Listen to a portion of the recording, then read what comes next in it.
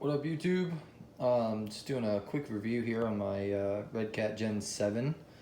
I got it as a project. It needed a whole ton of work and parts, and I've really gotten it to a point where I took it out this past weekend and it was a completely new truck. So I'm going to go through some of that stuff. One of the things you can tell off the difference is wheels and tires. These are the Traxxas tires with the Proline 2-stage foams, and then these are Integy beadlocks. I don't know, I think they kind of fit the truck, but they weren't my favorite choice of wheels. They were just very inexpensive. Then I have the Silverado HD Proline body and the back cage.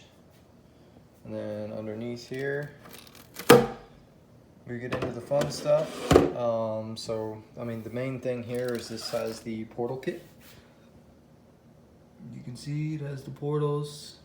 I have an upgraded servo horn. And then this is a high-tech, it is, there's the model name, 7954, high torque servo, really awesome servo, really kind of made this truck when I switched from, I had a Traxxas 2075X on here and it was slow and had no torque, so now it's, like I said, completely different truck. One thing I will say is the portal kit is a lot more involved than I thought. I thought it was just pull the axles off, bolt new ones up. You actually end up switching all the links around. You end up adding these shock relocation brackets, all sorts of stuff. Not the end of the world, but this was a sport truck. I did put the Pro shocks and the steel trans gears in it. I didn't have any transmission gear issues, but I did that, and I did these are the Redcat upgraded drive shafts. So for electronics, you already saw my high-tech servo. I am running this like stock remote because my daughter plays with this, so I don't really put the Spectrum in there so we can both play at the same time. I have the Axial AE2, which you can tune with the Castle Link, which is probably one of my favorite ESCs out there for brush crawlers. And then that's a Reedy 16-turn motor. I just picked that up because I did have a 55 turn on the stock axles and I absolutely loved it. But with the portals, it barely moved. So I put a stock Traxxas motor in it and it was still slow, so I went and picked up the Reedy 16 turn. And it's not fast, but it crawls pretty much how I want it to now. Motor doesn't get hot. I have it geared way down.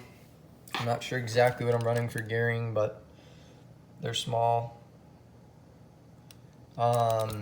But like I said, main thing, I don't run any bumpers on this. One reason being I'd have to cut up my body to get the bumper to fit. I don't really want to. And this is just kind of like for fun truck, so I'm not really worried about the scale stuff like the bumpers.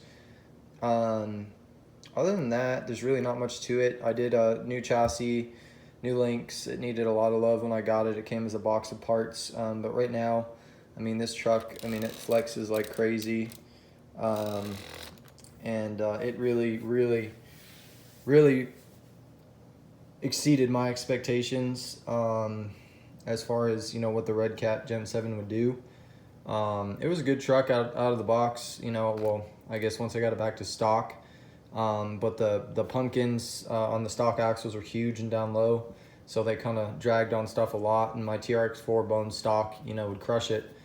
Now I feel like this truck's pretty toe-to-toe with my my TRX over there. The only thing is I do need to add some weight up to the front of this.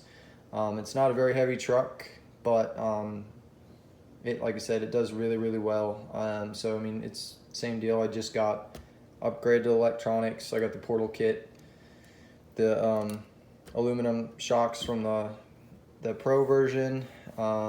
This right here was cut down by the previous owner, I guess to save weight or clearance, I'm not sure.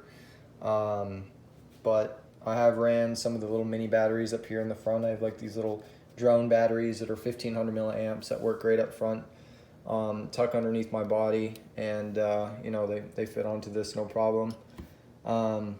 Has a lot of clearance. I think one of the next things I'm going to do is working on lowering my body a little bit.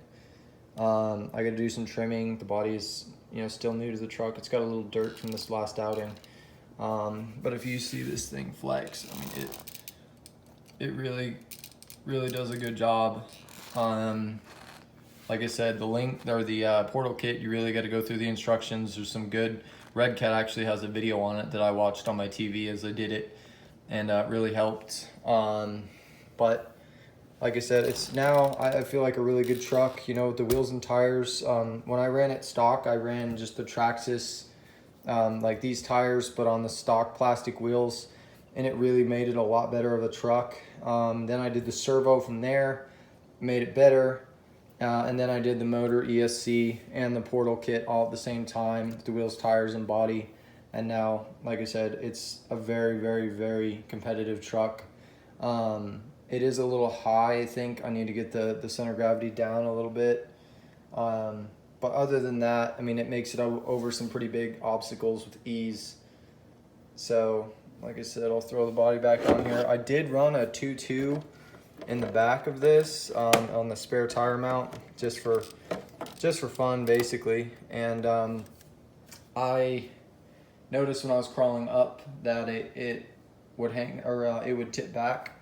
And I gutted the 2.2 tire, so it didn't have any foam or anything in it. It was a plastic wheel, kind of an older tire, but it still added some weight kind of up high, down low, or up high and in the back. So right now I'm just running it without.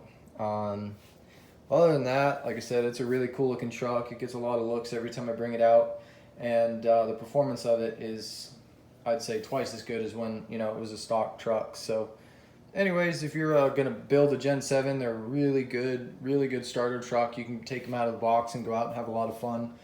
And if you decide, rather than selling it to, you know, build something else, you know, this is what you can build off of it. And like I said, it's not too much into it, and you know, a really competitive truck out on the rocks. So anyways, guys, there's my Redcat Gen 7.